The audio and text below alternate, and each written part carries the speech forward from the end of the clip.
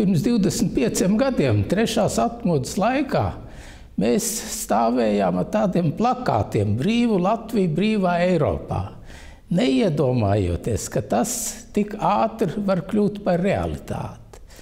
Bet tad Latvija atguva neatkarību, tas bija viens un bija jautājums, kur palikt. Vai palikt kaut kur pelēkā zonā, palikt it kā gluži neatkarīgai, vai savienoties ar Eiropas Savienību. Sarunas bija ilgas un grūtas, tās es labi atceros, jo es arī biju pirms referenduma konsultatīvās padomas loceklis kopā ar Eināru Repšu, toreizējo ministru prezidentu, un te man tāds maza piemiņas zīmīte. Tas ir tādas lapiņas, ko mēs izdalījām, teiksim, referendumu dalībniekiem. Un referendums tiešām bija ļoti veiksmīgs. 67% no Latvijas iedzīvotājiem nobalsoja par pievienošanos, un ar 2004. gada 1. maiju mēs esam Eiropas Savienībā.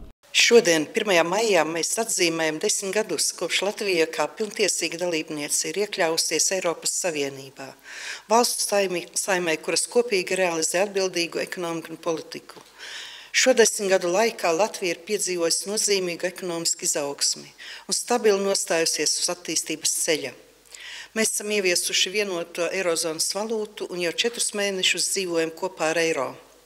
Ar Eiropas Savienības līdzekļu atbalstu esam uzbūvējuši neskaitāmus ceļu kilometrus, attīstījuši infrastruktūru pilsētās un ciemos, radījuši stabilu pamatu kultūras attīstībai, kā arī nodrošinājuši labāku dzīvi tūkstošiem Latvijas ģimeņu.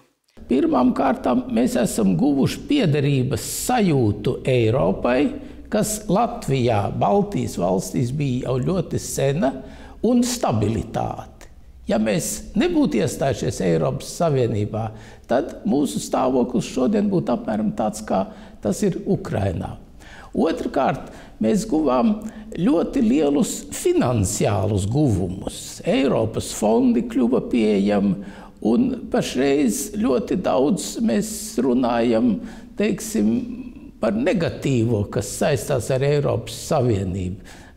Bet mēs aizmirstam, ka būtībā arī lauksaimniecībā, piemēram, tur netaisnīgumi dažādi, bet mēs aizmirstam, ka mēs faktiski lielā mērā dzīvojam uz Eiropas Savienības fondu rēķina. Un te tagad zinātnē ir tāda jauna programma, Horizont 2020, un patiesībā sakot, visa pašreizējā Latvijas zinātne, kas tiešām pirmos neatkarības gados bija ļoti nospiesta un cieta, tā pašreiz lielā mērā dzīvo uz Eiropas Savienības fondu rēķina.